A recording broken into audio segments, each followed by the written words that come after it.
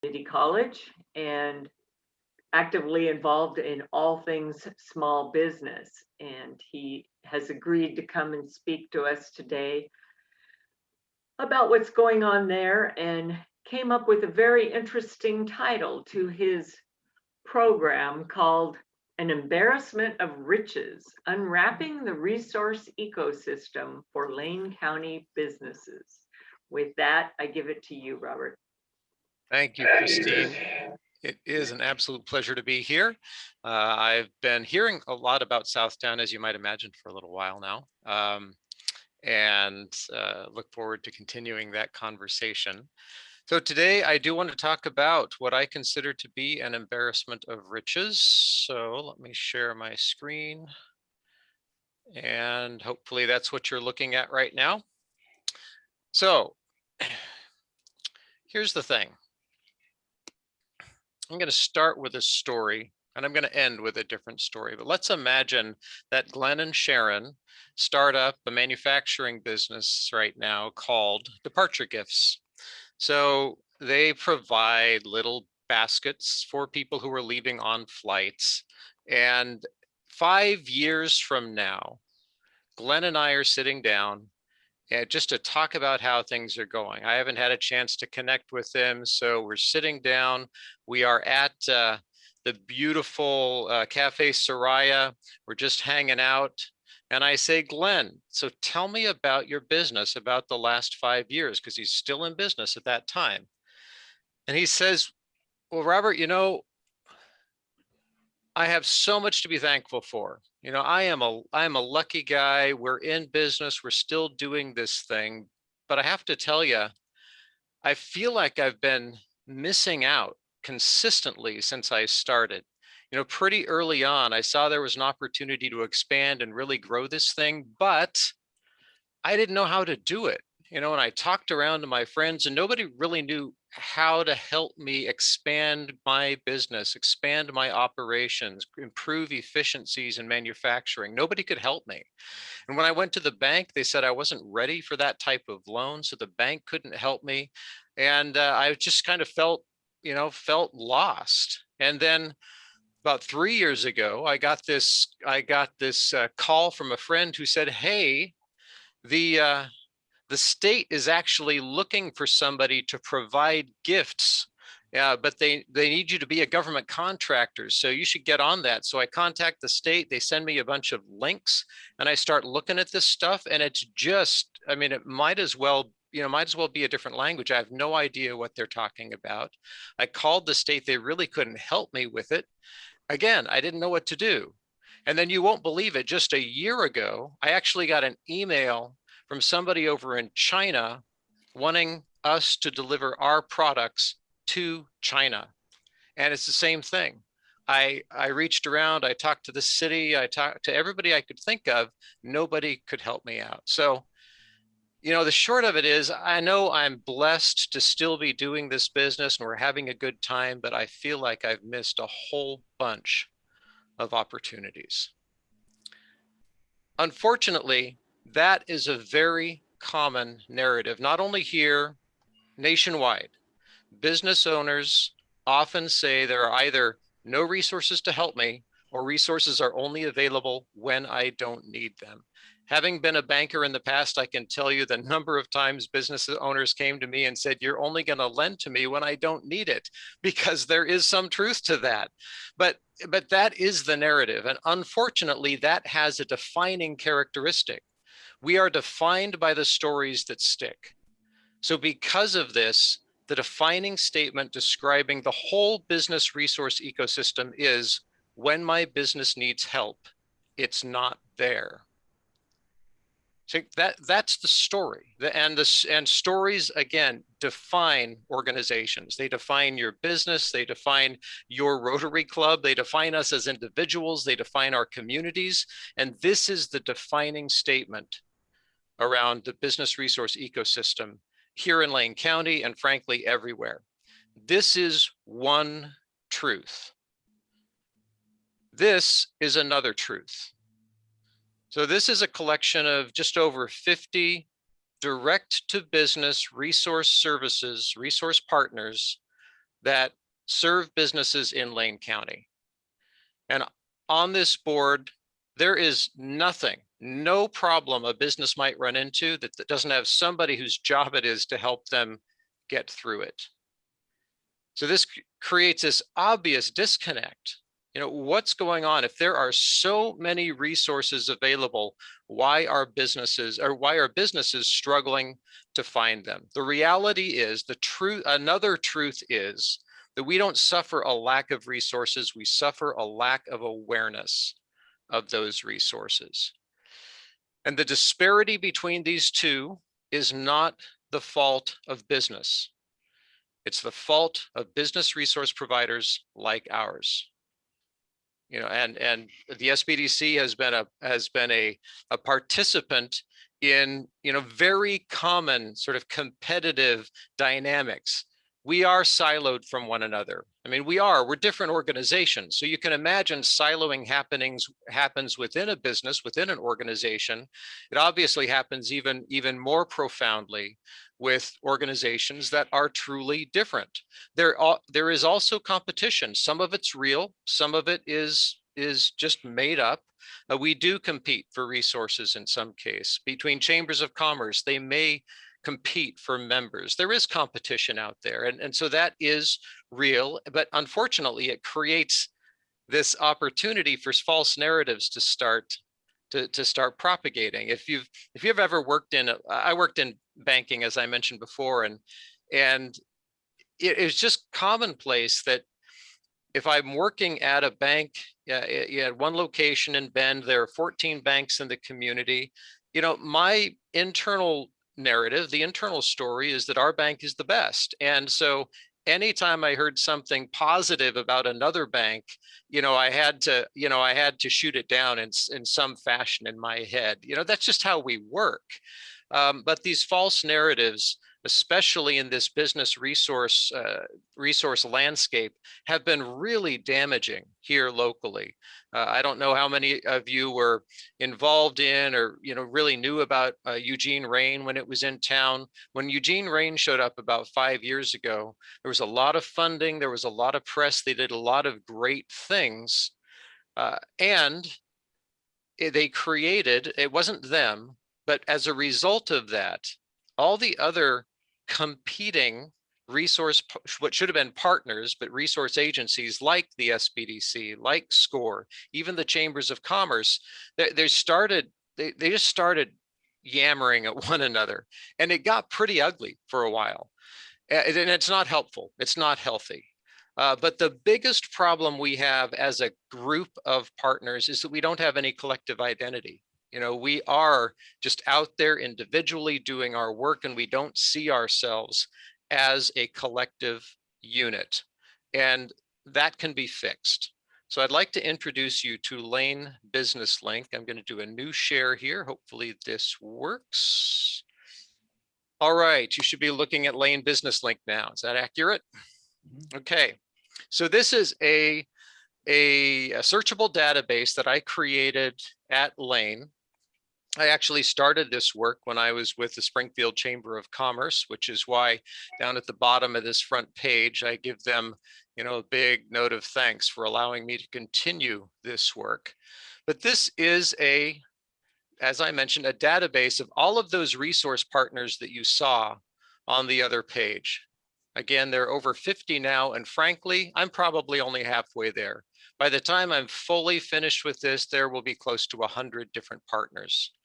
But let's imagine somebody is trying to help out Glenn. Now, Glenn could come to this on his own, could have come to this on his own as he was trying to improve his operations, but let's just imagine any of those partners know that this resource exists. And so Glenn calls up somebody and says, I'm trying to figure out how to improve my operations, you know, my production.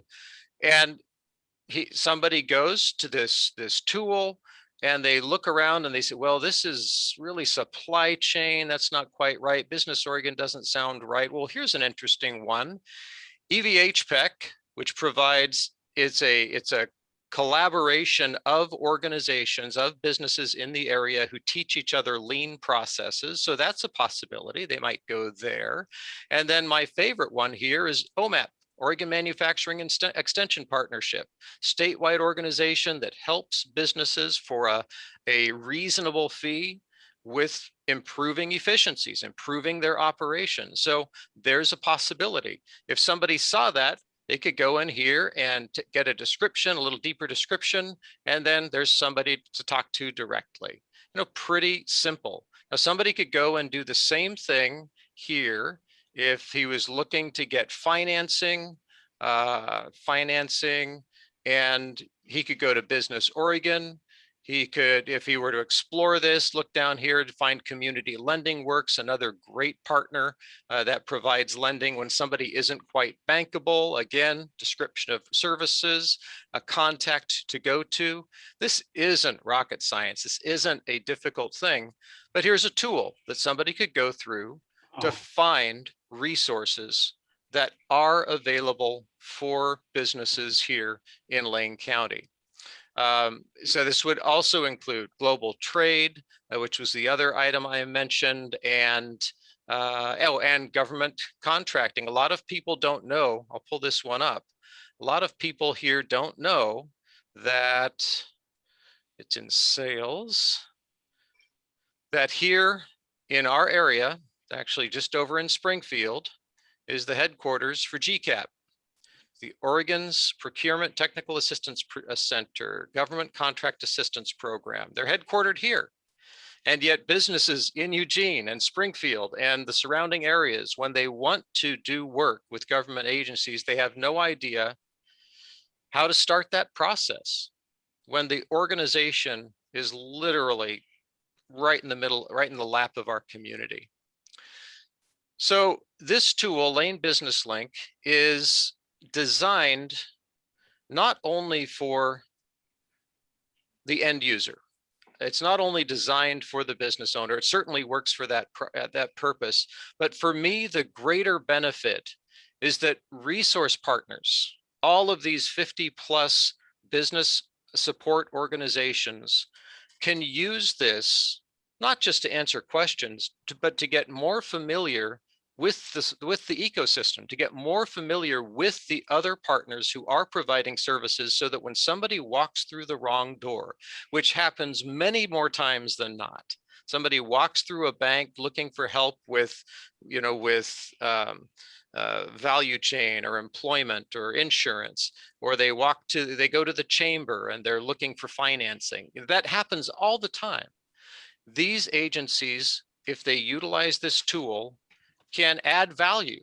They can pull up a more likely candidate to help that business owner and give them a solution that can help, give them contact to somebody that can actually help them. That is my goal for this tool. Now, here's how that story should have gone, the story that I shared at the beginning. So Glenn and I, again, it's 5 years down the road, Glenn and I are sitting at the back of Cafe Soraya. And I say, so Glenn, I haven't had a chance to catch up with you on your business. You've been doing this work now for half a decade. How's it going? And Glenn says, Robert, I have to tell you, I could never have imagined what has gone on in the last 5 years. My wife made these little baskets for people, some friends who were leaving on a trip, and that turned into an interesting little business opportunity. But when we realized there was real potential there, I reached out to the chamber and asked, how do I expand my operations? Who do I go to? And the chamber, they pulled up this website, and they connected me with OMAP, Oregon Manufacturing Extension Partnership, and they sent in a consultant who spent 6 weeks with me figuring out my systems and what that would look like. And then, because I was going to need a bigger space, I went to the bank. They couldn't help me, but they knew about this website, and the website through the website that connected me to Community Lending Works, and Community Lending Works and the bank and Business Oregon all worked together to get me funding so we could expand into the new location. And then 3 years ago, I got an email from a friend about a government contract opportunity. Again, I had no idea where to go, but somebody was able to connect me to GCAP, and GCAP, all they do is help people figure out how to work with the government, and they're located right here. And then you won't believe this. I got an email from China, and I didn't know how to do anything overseas, and I know there are lots of rules. Well, somebody pointed me to the SBDC.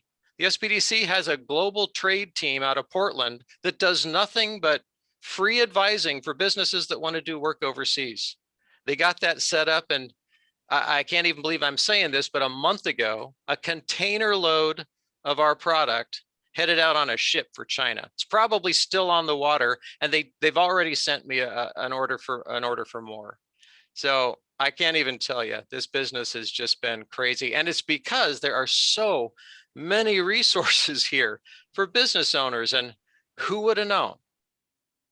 Okay. This is my vision.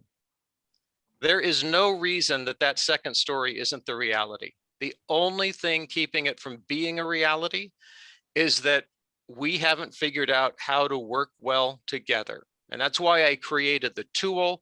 And it's a lot of the work that I'm doing, coordinating efforts between resource partners, is because this vision is absolutely possible. I want to establish a new defining statement for the business resource ecosystem, which is no matter what roadblock our business faces, there's someone whose job it is to help us get through it. There is no reason that can't happen. It just takes some commitment, willingness to work together, and a tool to bring it all home. That's it. So want to thank you for the time here. I'm happy to answer any questions. I'll put my contact info and the Lane Business link in the chat. Well, thank you, Robert. It's funny you mention that, because one of the things that Rotary is trying to focus on is doing a better job getting the word out about what we do. And that's what you're doing in a collective way, is trying to get that word out and making it easy for people to find those resources and how they can either get involved or get help. Yeah. Questions for Robert? I don't have any questions, but if you missed my chat, I decided, I met Gary Smith, who works with Robert, when I joined Lane Leaders earlier last year, and he's been just absolutely essential for having a small business get through some of the financing options and PPP loans and all the different things that have happened. He's been really good about defining that and helping everybody to understand what was available and what their options were, and prevented a lot of people from losing money in a variety of ways. And so I decided to join his class. He runs a 3-year entrepreneur class, and I've been in business for 12 years, but I've made a lot of mistakes, and I certainly didn't ever mean to become an entrepreneur. And so he's like helping me to correct a lot of things. And the program includes like kind of an unlimited one-on-ones with him. And he's just a genius about those kinds of things. And so that's just another resource that exists. It's $600 and something for like 3 years of classes with him, which is just amazing. So, and I highly recommend it to anyone who has a business. Thank you, Dan. That is great feedback. Gary he's a legend. He's been doing the small business management program. He's been running that now for 12 or 13 years. It's been quite a while. And that class, a lot of people don't know, the SBDC, we've been around since 1983. And in that very first year, we started our small business management program.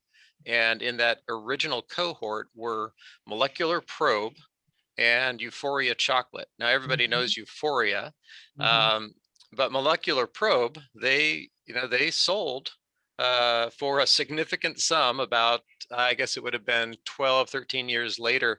And that's now Thermo Fisher Scientific, so they grew from a couple chemists to a really spectacular business.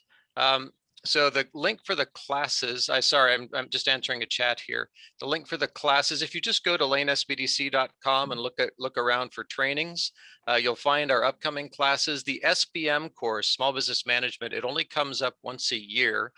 So just reach out to me directly and I can get you information on that. Tony, you had a question? Yeah, I was in that first class as well Oh, wow. with a little startup company called Dynamics. Excellent. Yeah, so that I have great fond memories of that, and they were very helpful and helped us secure our first financing to get off the ground. You know, Tony, back when I met Carrie, we were at U of O and I was working for Clancy Printing and we printed your one sheets over there. I had so Yep. much fun working on those flyers. It's a small world. It is. Well, the list of graduates from Small Business Development Center, well, actually the management program that I went through too is very impressive. This is just a few names that you mentioned, but it's really very impressive. Thank you, Jean. Mhm. I might mention also we have, most of you probably know this, but we have free and confidential advising with our advising team. And I've got a team of 5 advisors right now. I'm looking for another one. So I haven't announced that yet, but I am looking for another advisor to come on board. We also have one-off classes in addition to the small business management program.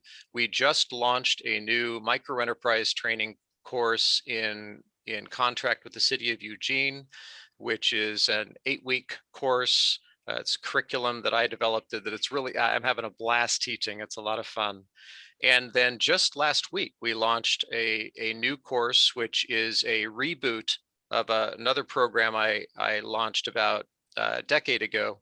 That's on organizational storytelling. So it's how to tell the stories that identify you and your organization at their best. And it's structured similar to Toastmasters. So it's an ongoing experiential course that people can join at any time and stay for however long it's serving them. So that's a new course called Lane Narrative Workshop that we just launched. Sounds interesting. Ronald? Ron. I guess I better unmute on that one. I'm curious as to whether or not you get involved with helping entrepreneurs find safer business locations than, to draw comparatives around the community, where is a better location for this type of business, given the type of clientele. Is that something you work with at all? So we do help with market research regarding safety. That's not something that usually comes up in our conversations, but we do market research and identifying the best locations and understanding how to determine the best locations by demographics and by demographic data primarily. But that's as deep as we get into that. Okay, got time for one more. If anyone has one. Well, Robert, thank you for putting your contact information in, because